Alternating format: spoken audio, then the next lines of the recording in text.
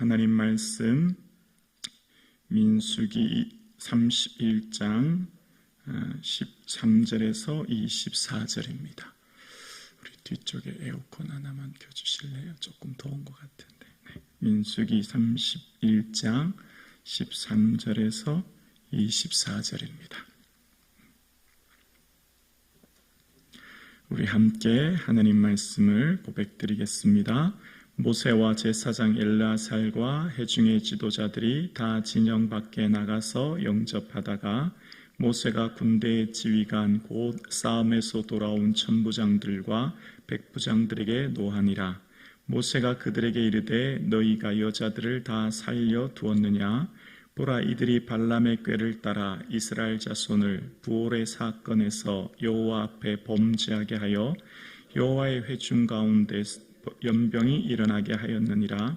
그러므로 아이들 중에서 남자는 다 죽이고 남자와 동침하여 사내를 아는 여자도 다 죽이고 남자와 동침하지 아니하여 사내를 알지 못하는 여자들은 다 너희를 위하여 살려둘 것이니라.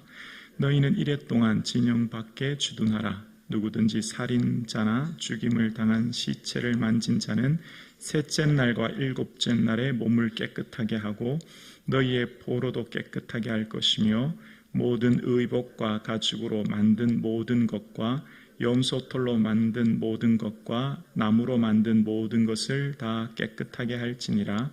제사장 엘르아살이 싸움에 나갔던 군인들에게 이르되 이는 여호와께서 모세에게 명령하신 율법이니라. 금, 은, 동, 철과 주석과 납 등의 불에 견딜 만한 모든 물건은 불을 지나게 하라. 그리하면 깨끗하려니와 다만 정결하게 하는 물로 그것을 깨끗하게 할 것이며 불에 견디지 못할 모든 것은 물을 지나게 할 것이니라. 너희는 일곱째 날에 옷을 빨아서 깨끗하게 한 후에 진영에 들어올지니라. 아멘. 말씀대로 살 때 주님의 은혜를 경험하는 이 하루 되기를 주님의 이름으로 축원합니다. 하나님께서 이스라엘에게 전쟁에 나갈 때 성전의 기구와 나팔을 가지고 나가라고 하셨고요. 그래서 그 결과 어떻게 됐냐면 여러분 가진 성경 49절에 보면 군인들을 계수한 즉 한 사람도 축인하지 않았다 이런 표현이 나옵니다. 축인하지 않았다는 말은 실종되지 않았다. 그러니까 전쟁을 통해 전사자가 없었다라는 말입니다. 단 12,000명이 전투에 참여했는데 그것도 방식이 성전의 기구와 나팔을 가지고 갔을 뿐임에도 불구하고 그 전쟁에서 승리했다라고 하는 것을 이야기하고 있습니다. 하나님을 의지하고 하나님의 방법대로 전쟁에 나갔던 그들을 하나님이 어떻게 보호해 주셨는지를 성경이 자세히 말하고 있거든요. 전쟁과 같은 이 세상을 살아가는 우리의 삶에 내 방법과 계산, 정말 당장에 이 세상을 살아갈 때 해야 될 수많은 일들, 현실적인 문제들 얼마나 힘들고 어려운지 모릅니다. 현실적으로 닥친 경제적인 문제들, 관계의 문제, 또 수많은 어려운 일들의 문제를 때문에 마음이 무겁고 힘든 일이 너무나 많지요. 정말 내 머리와 내 생각으로는 도저히 해결되지 않은 이런 문제 앞에서 말씀을 통해 해답을 찾고 삶의 우선순위를 하나님의 그 기뻐하시는 뜻에 두어서 시간의 우선순위와 물질의 우선순위 앞에 하나님 기뻐하는 것에 두어서 하나님은 어떻게 그 문제를 풀어가시는지를 내 삶 가운데 경험하여 하나님의 산증인 되기를 주님의 이름으로 축원합니다. 오늘 본문은 민수기 31장은 전쟁에 대한 내용은 12절로 오늘 본문 앞절까지 나와요. 전쟁을 어떻게 치러야 되는 문제인데요. 오늘부터 나오는 42두 구절에 대해서는 전쟁 후 어떻게 처리해야 되는 과정을 7배 많은 분량을 기록하고 있습니다. 그러니까 전쟁을 어떻게 해야 될지보다 전쟁이 끝난 다음이 내용이 7배 분량이 더 훨씬 많다는 겁니다. 우리의 생각에는 전쟁을 준비하고 전쟁을 치르는 것이 훨씬 중요하지 않습니까? 우리의 삶은 어떤 문제가 생기면 그 문제를 어떻게 해결해야 될지에 대한 그 고민과 어려움이 훨씬 많고 그것에 대해서 우리는 철저히 더 준비하는데 하나님은 전쟁 후에 대한 기록이 분량이 훨씬 더 많다는 것을 통해서 우리의 삶 가운데 하나님께서 원하시는 것은 우리의 삶 가운데 어떤 위기와 문제를 넘어 늘 말씀드리죠. 응답 후가 훨씬 중요함을 성경은 끊임없이 말하고 있습니다. 우리의 삶에 문제가 생겼을 때보다 그 문제를 해결한 뒤, 기도 전보다 응답받은 뒤가 훨씬 중요한 것을 끊임없이 강조하는 거예요. 한결같은 믿음. 아멘이시죠? 응답받은 후도 응답받기 전과 같은 그 간절함으로 주님을 사랑하는 마음, 그 태도, 그 삶의 우선순위를 주께 둘 수 있기를 주 이름으로 축원합니다. 자, 그러면서 오늘 본문이 우리에게 말하고 있는 것은 우리의 삶에 하나님께 충성하는 것보다 더 중요한 것은 주님의 마음과 그 뜻을 분별하는 것이 훨씬 더 중요하다라고 하는 것을 오늘 본문이 이야기합니다. 자, 하나님 명령하셨죠. 이스라엘의 원수를 미디안에 갚으라고요. 지난 31장 2절에 그렇게 말씀하셨기 때문에 이스라엘의 원수는 여호와의 원수였고 그래서 말씀에 순종하여 충성을 다합니다. 그리고 드디어 그들은 칼이 아닌 나팔을 손에 들고 전쟁에 나갑니다. 믿음으로 순종하여 충성하였습니다. 자, 그러면 이제 이들에게는 어떤 일이 있어야 될까요? 얼마나 고생 많았냐고. 목숨 걸고 전쟁에 나간 군인들입니다. 그것도 소수정예 12,000명. 장정만 60명인데 단 12,000명이 전쟁에 나가서 이스라엘을 대신하여 싸웠으니 온 백성이 열렬히 환영하고 격려하고 수고했다 해야 될 것입니다. 그런데 오히려 반대의 일이 일어납니다. 오늘 본문 13절과 14절에 볼까요? 13절입니다. 모세와 제사장 엘르아살과 회중의 지도자들이 다 진영 밖에 나가서 영접하다가 14절 함께 고백합니다. 모세가 군대의 지휘관 곧 싸움에서 돌아온 천부장들과 백부장들에게 노하니라. 노하다, 격동하다, 분노하다, 화를 내다 이런 표현입니다.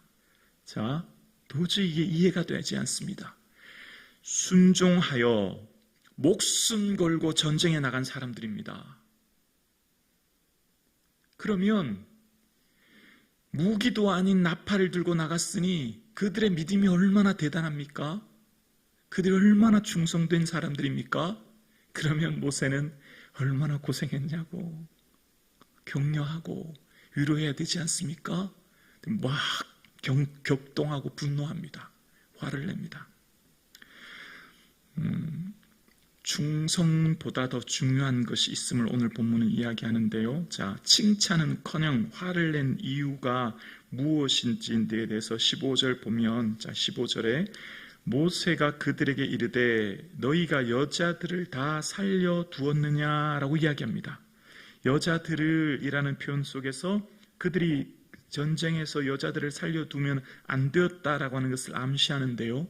그 구체적인 내용을 다시 16절에 이렇게 얘기합니다. 16절에 보라, 이들이 발람의 꾀를 따라 이스라엘 자손을 부올의 사건에서 여호와 앞에 범죄하게 하여 여호와의 회중 가운데 연병이 일어나게 하였느니라. 자, 그 이유를 자세히 기술합니다.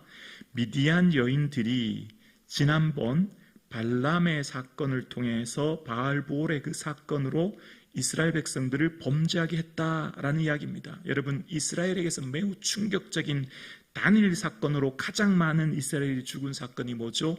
바알보올 사건입니다. 아론의 금송아지 사건으로 죽은 사람은 3,000명이에요. 근데 그 훨씬 더 많은 숫자가 언제 죽었죠? 시딤에서 모압 여인들과 그리고 이 뒤에 미디안 여인들과의 음행을 통해 죽은 사람이 24,000명이죠.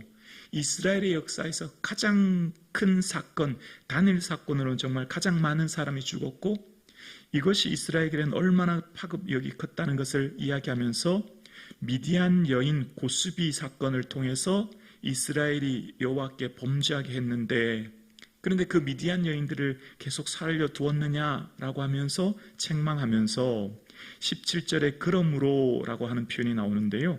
이 17절에 그러므로라고 하는 뜻의 원어는 자 이제라는 원어의 뜻입니다. 그러니까 자 이제 결단을 요구하는 거예요. 그러면서 이제 17장과 18절에 보면 남자는 다 죽이고 여자도 죽이되 단지 사내를 알지 못하는 여자만 살려두라. 이제 이런 내용이 본문에 등장합니다.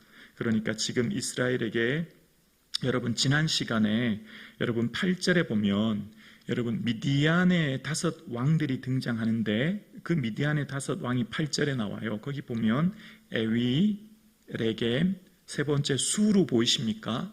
수루 왕이 보여요. 근데 그 수루 5번째 왕 수루가 누군지 아십니까? 그 수루는 민수기 25장에 미디안 여인 고수비가 이스라엘을 범죄하게 하여서 그들이 음행 사건으로 많은 사람들이 죽지 않습니까? 이걸 고수비 사건이라고 하는데 그 고수비의 아버지가 수루예요. 민수기 25장 15절에 나옵니다. 고수비니 수루의 딸이다 라는 표현이 나옵니다.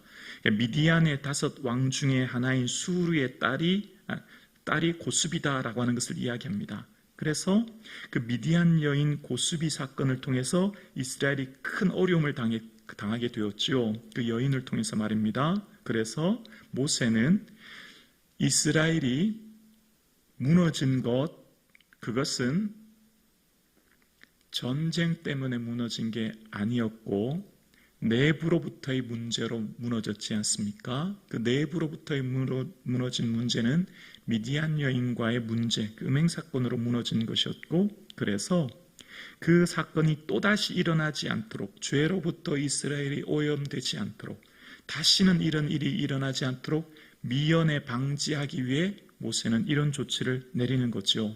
그래서 모세의 이 이야기를 통해서 이스라엘은 다시는 이런 일이 일어나지 않도록, 또다시 이런 일이 일어나지 않도록 이스라엘의 가장 취약점이 무엇인지를 모세가 잘 알고 있었던 거예요. 모세는 이스라엘의 가장 취약점이 바로 이방 여인이었다는 것을 잘 알고 있었거든요. 그래서 또다시 이방 여인을 통해 우상 숭배로 그들이 무너지지 않도록 사전에 그런 삭슬 자르기 위한 방지책으로 이런 것을 보게 됩니다. 그래서 이 뒤에 21절 이후에 보면 정결례 방법이 나오거든요. 정결케 하는 물을 3일과 7일에 뿌려서 그들이 금속 물질, 비금속 물질을 다 정결하게 하라. 의복을 비롯해 전쟁에 났던 금은동 같은 것들을 다 정결하게 하라라는 내용을 통해서 모세가 끊임없이 강조하는 것 딱 한 가지, 정결입니다. 이스라엘이 내부로부터 무너지지 않도록 하는 방지책이었죠. 그래서 이스라엘 백성들에게 이러한 조치를 취하고 있는 겁니다. 여러분, 혼날수록 사랑하는 겁니다. 혼날수록 사랑하는 거예요.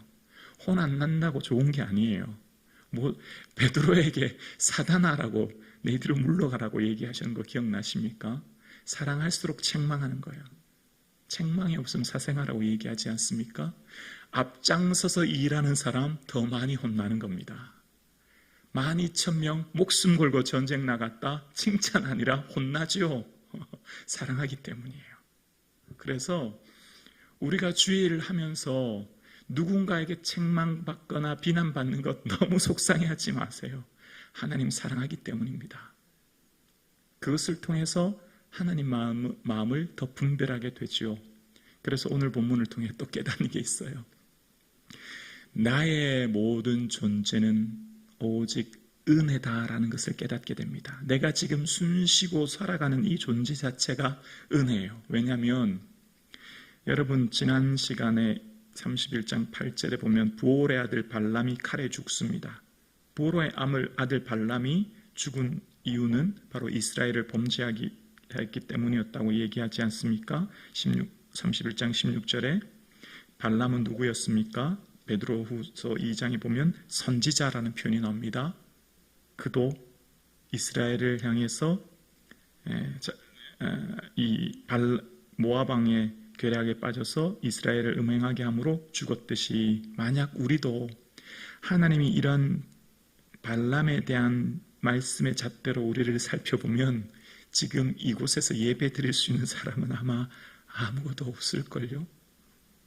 하나님이 엄격하게 말씀의 잣대로 한 사람 한 사람 들여다보면 하나님 앞에서 지금 이 시간 생존할 수 있는 사람 아무도 없을 겁니다. 그래서 은혜로 이루어진 존재가 바로 나인 거죠. 지금 구약을 통해서 끊임없이 오늘 예배하는 우리에게 말하고 있는 겁니다. 내가 숨쉬는 모든 것이 은혜임을 끊임없이 말하는 겁니다. 하나님 은혜로 기회를 주셨기에 내 생명이 지금 이곳에 유지되고 있는 겁니다.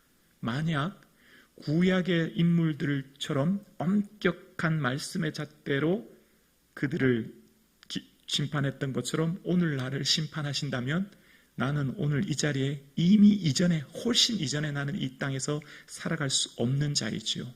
그러나 그럼에도 불구하고 예수 그리스도의 십자가의 은혜로 그 대속의 은혜로 오늘 내게 은혜 베풀어 주시고 오늘을 살게 하셨습니다. 그래서 나의 삶은 예수 그리스도의 그 은혜 안에 오늘 내가 살아갑니다. 그래서 모든 것이 주의 은혜입니다.